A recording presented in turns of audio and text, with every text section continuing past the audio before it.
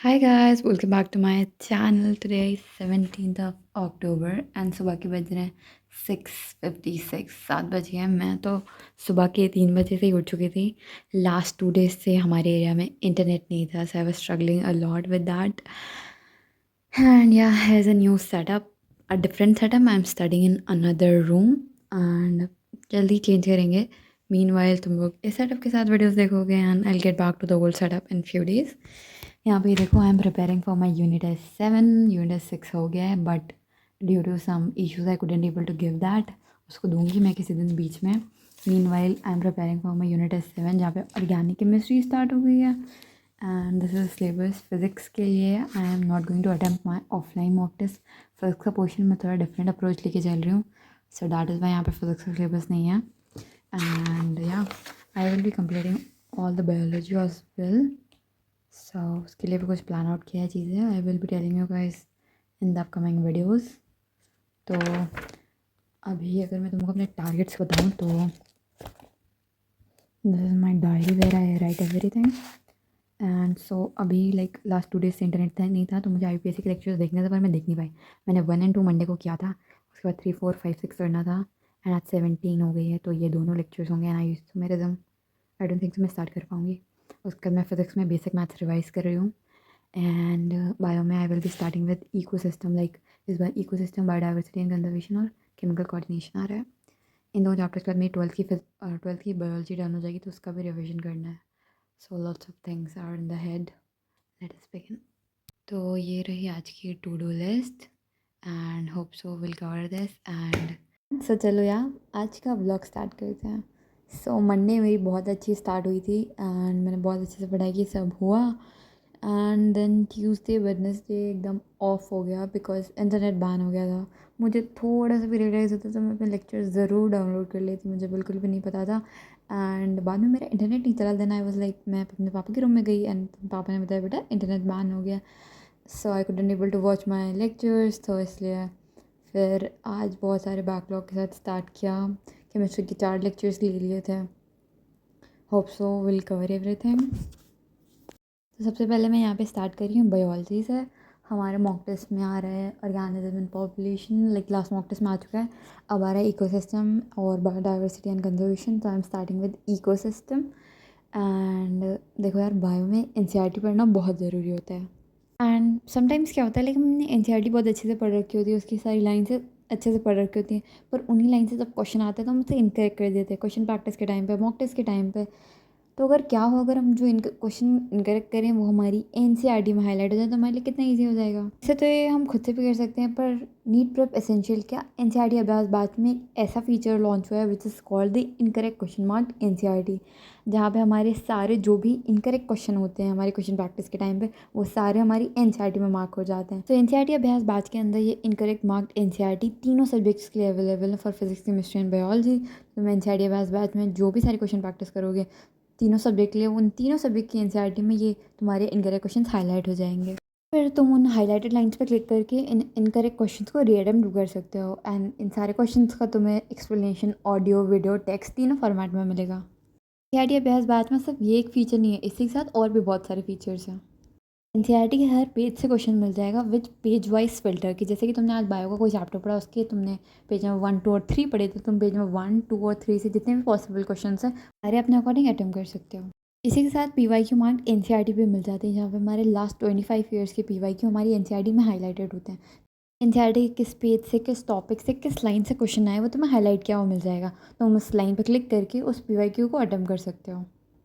हर एक क्वेश्चन का detail solution तो मिलेगा ही, और जो क्वेश्चन तुम सॉल्व नहीं कर पाते हो तुम उसको बुक मार्क भी कर सकते हो कि तुम्हारे फर्स्ट अटेम्प्ट में सॉल्व नहीं हुआ था तो तुम इन फ्यूचर कभी रीअटेम्प्ट करो तो तुम उन बुक मार्क्स को देख सकते हो।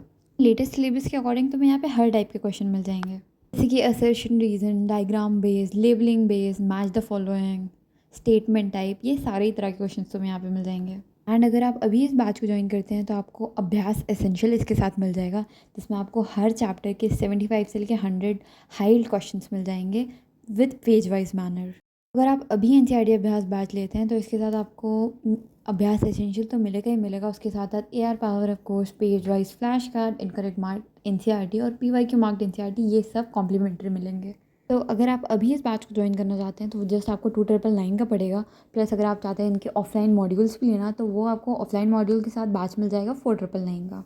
सीरियसली बैच को ज्वाइन करना चाहते हो तो मैंने सारी लिंक्स डिस्क्रिप्शन में दे दिए हैं, तुम चेकआउट कर सकते हो।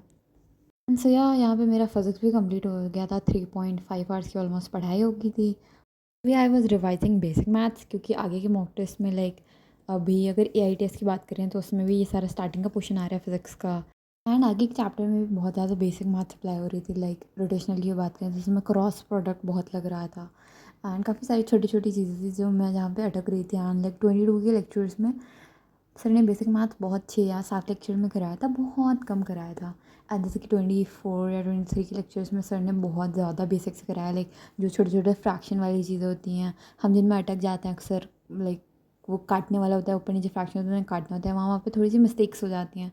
तो वही सारी चीज़ें मुझे लगा कि एक बार मैं स्ट्रॉन्ग कर लूँगी तो मेरे क्वेश्चंस में इनकरेक्ट्स कम होंगे ड्यू टू लाइक मैथ्स की वजह से। मेरा लॉग थोड़ा सा वीक था तो I decided to give it a quick brush up so that I can strong my physics। and जैसे कि टेस्ट सीरीज़ में फ़िज़िक्स बहुत फास्ट चल रही है, बैक टू बैक चैप्टर्स आ रहे हैं, मुझे टाइम नहीं मिल रहा था अपना फ़िज़िक्स रिवाइज़ करने के लिए।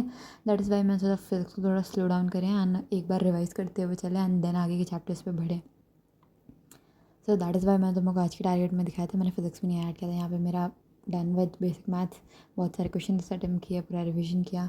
And now I started off with IUPAC। जैसे कि मैंने तुमको लास्ट व्लॉग में बताया था, I started off with, last vlog में बताया था नहीं, आई गेस नहीं बताया था।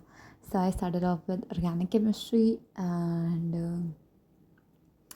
या so I started off with like Pankaj sir के लेक्चर्स IUPAC के। पर आई वॉज़ कन्फ्यूज़ कि मैं पंकज सर से पढ़ूँ या फिर योगेश जैन सर से पढ़ूँ।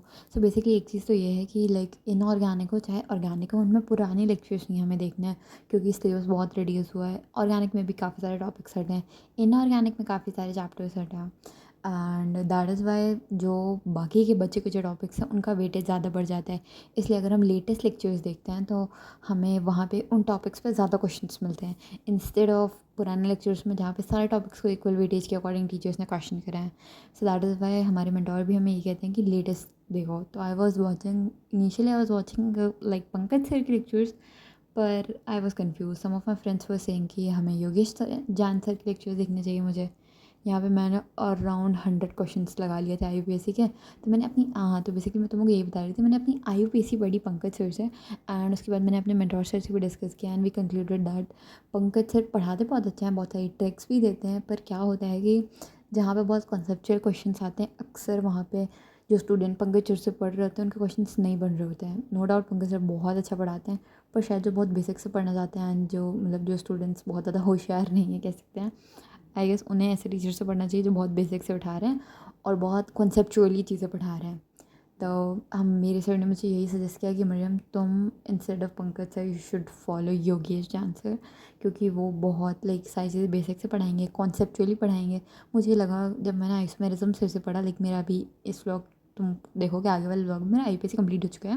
I was doing isomerism. Isomerism में मैंने like last year IUPAC isomerism GC ये तीनों पंकज सर से कर रखी थी। पंकज सर ने लाइक आइसोमेरिज्म में रिंग चेन आइसोमेरिज्म और लाइक CI और PI पे ट्रिक बताई थी एंड वहीं योगेश चैन सर ने कोई ट्रिक नहीं बताई। तो I was like I again started doubting. So then I asked my mentor sir and फिर उन्होंने यही सजेस्ट किया कि Mariam it's best to watch Yogesh Jain sir's lecture. Isomerism से लेके मैं अपने आगे तक की पूरी ऑर्गेनिक पढ़ूंगी योगेश जान सर के 2024 के लेक्चर से। एंड यहाँ पे मेरी बायो डन हो गई, आइसोमेरिज्म लाइक IUPAC के 2 लेक्चर्स डन हो गए एंड फिजिक्स डन हो गई। Now left with 2 lectures and done with 7.5 hours की पढ़ाई एंड